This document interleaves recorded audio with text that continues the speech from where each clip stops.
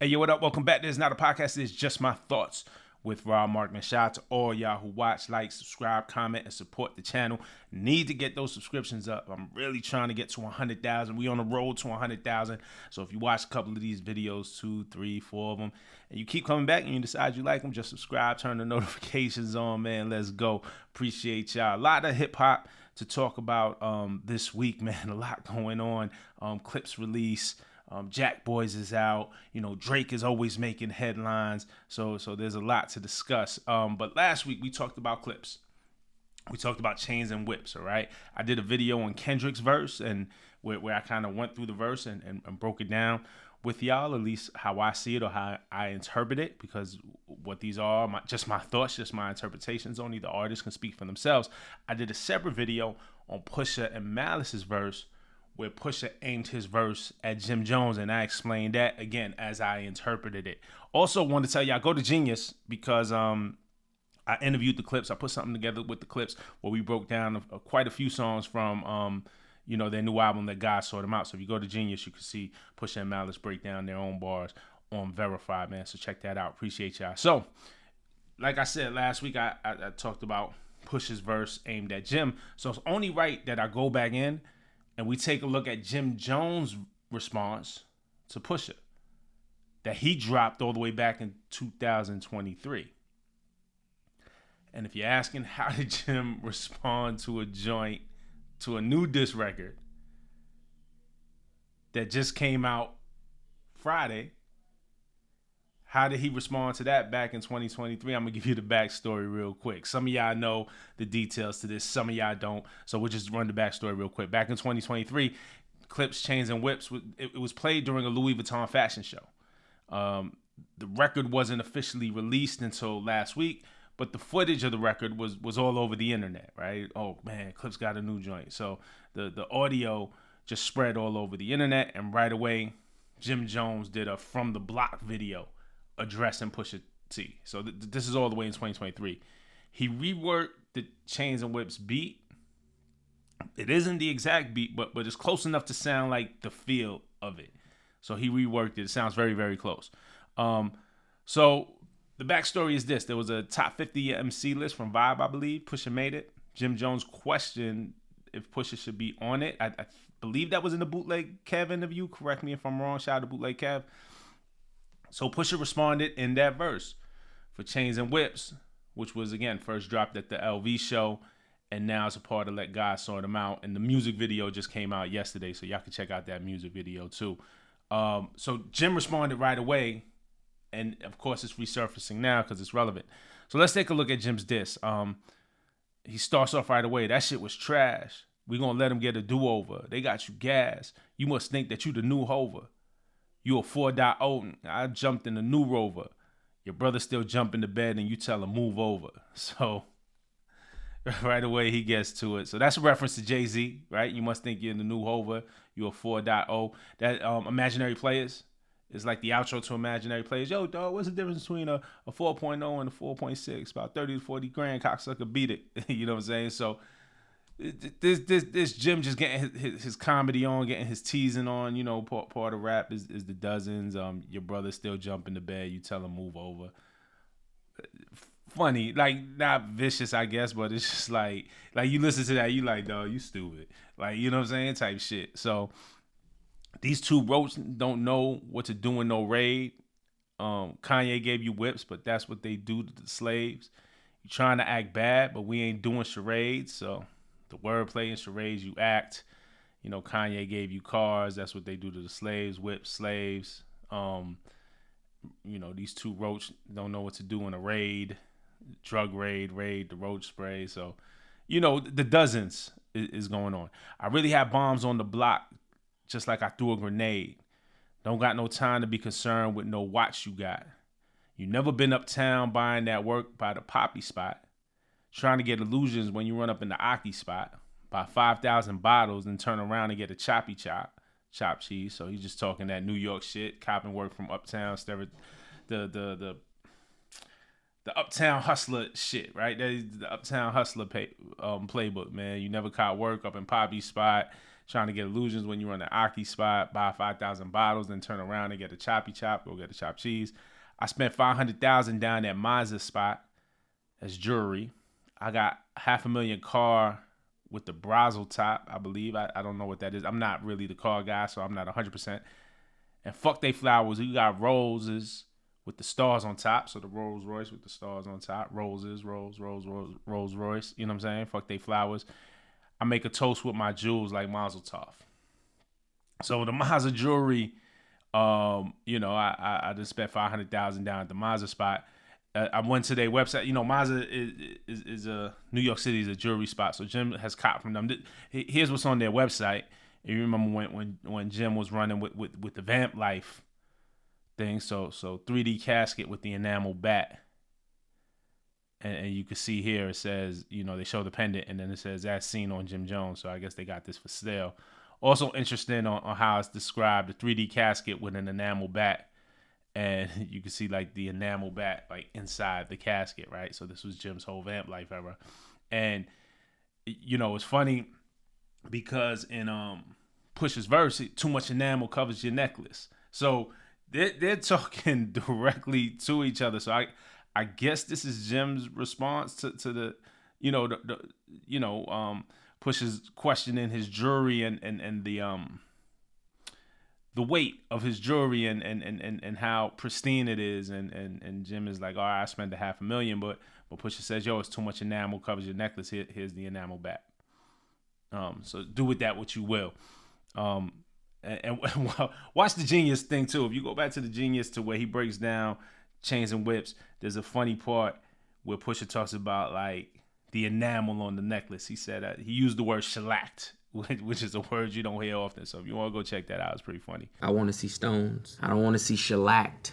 Nothing. I don't want to see nothing shellacked on your chains. I want to see stones. Jim Dunn says, my name is my name, but they ain't scream it yet. They talking about the wrath of Cain, but we ain't seen it yet. We got switches.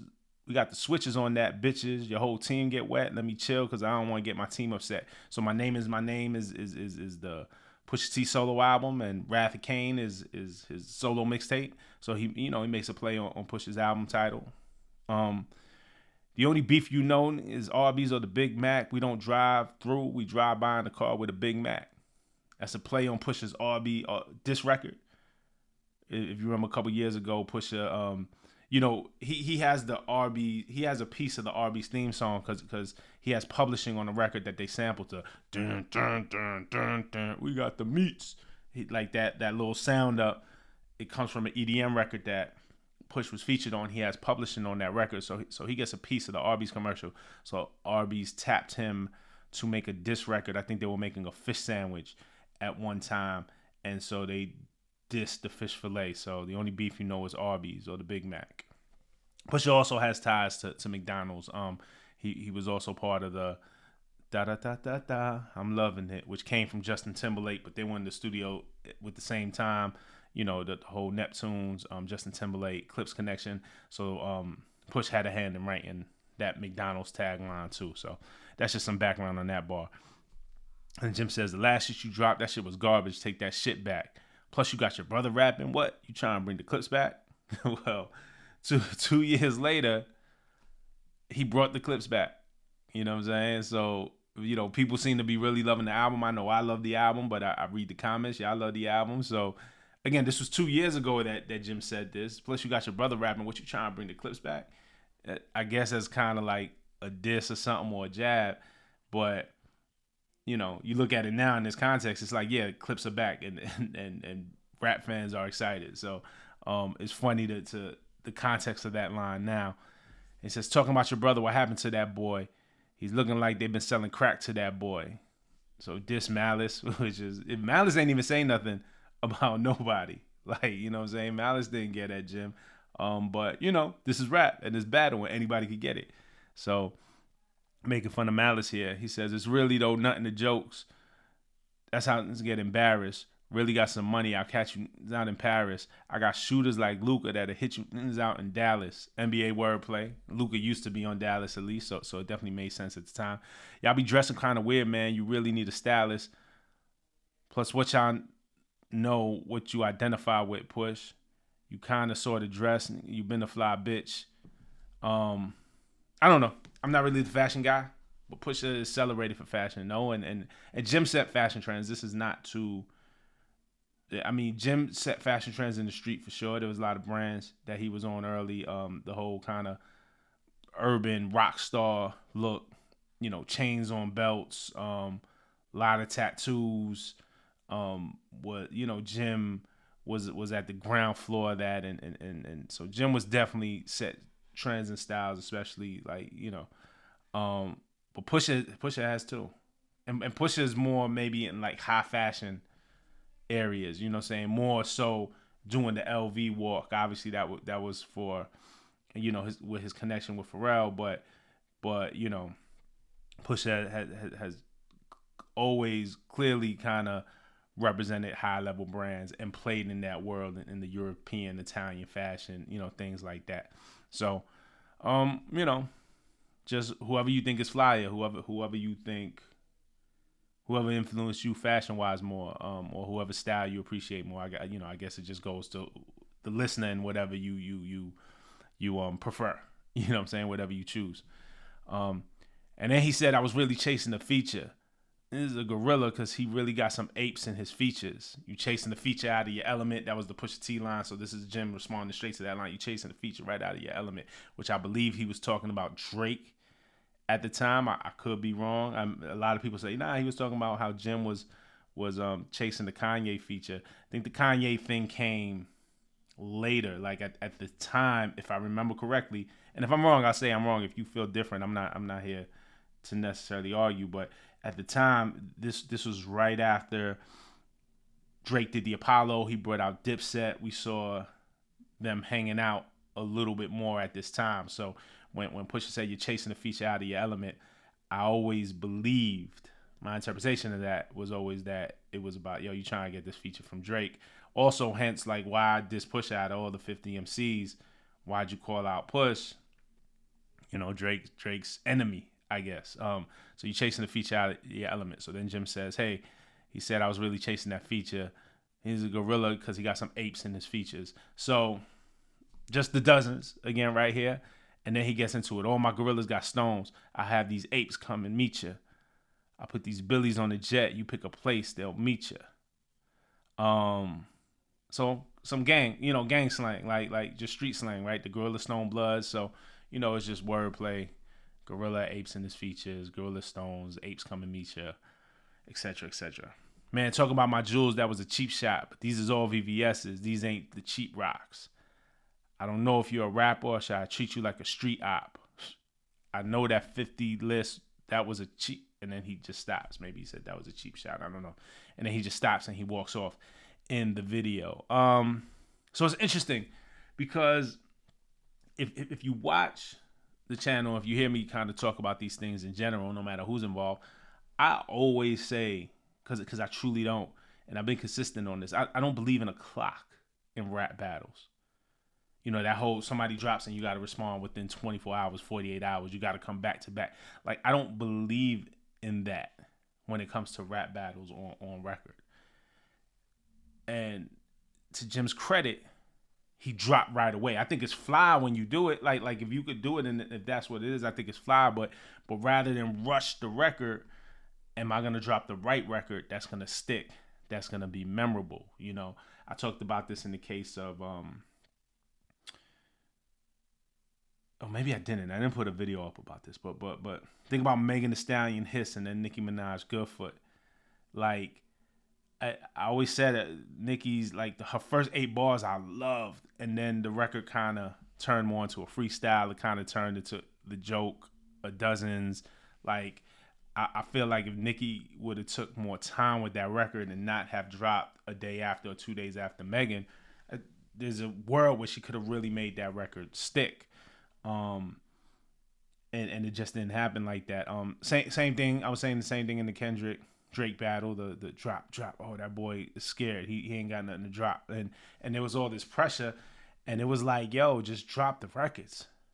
Just drop the records. Some records came weeks after, or a record like Meet the Grams came a half hour after. Like, it's not about the time that it took. It's about how memorable you can make the record. That's just what I believe. So to Jim's credit, he dropped right away. Jim dropped right away. Jim wasted no time and said, oh, we're going to get into this. Let's get into this. Jim had very direct lines. But the more we look back on this, it feels like Pusha's verse is just the better verse. To me, clearly the better verse. Chains and Whips is the better song. But that's preference, right? More than that, Pusha's verse will be more impactful. Because Chains and Whips is just a memorable moment. It's just more of an impactful record. And like I said, I want to be clear. I also think it's the better record. I think it's the better verse. I think it's the better disc. It'll be interesting if this goes any further. I don't think so. Because technically, Jim responded last, and Pusha, in a strange way, has a record that eclipsed Jim's response after the response came out. This is just like a weird timeline sort of event. The other thing that doesn't help Jim to me is the perception of Jim right now. Again, in this moment, I'm not talking about, I've talked about Jim before on this channel, and the impact that Jim has had. So I don't diminish what Jim has done.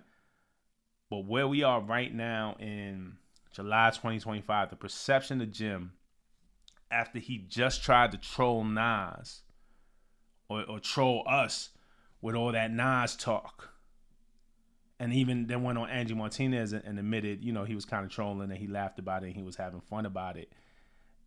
The perception of where Jim is now is just like, oh, Jim is just trolling. Jim will just say whatever. So, and it kind of, yeah, because Pusha's whole thing is like, yo, why'd you even bring me up with the vibe thing? Out of all the 50 MCs, why am I the topic of conversation? You know what I'm saying? Again, watch that Genius Verified. He sheds some light in terms of what Pusha thinks. So I don't think Jim responds, because Jim was the last one to respond. And I don't think Pusha doubled back and responds to Jim's response because Pusha's having the bigger moment. Like his record won, for lack of a better, you know what I'm saying? It's just a weird timeline sort of events. And then now the perception of Jim is just like, we're not taking this seriously because it looks like Jim is just fishing for a battle because he just did it with Nas a couple of weeks ago. But if something materializes, we'll be back and we'll be here to talk about it. Let me know what you think in the comments. Open to hear what y'all think. And we're going to talk again soon. I'm still trying to wrap my head around this UK versus USA. Drake getting on stage at Wireless and saying what he says, Skepta. And then Skepta dropped his diss track at Joyner Lucas, and it looks like Joyner might drop something.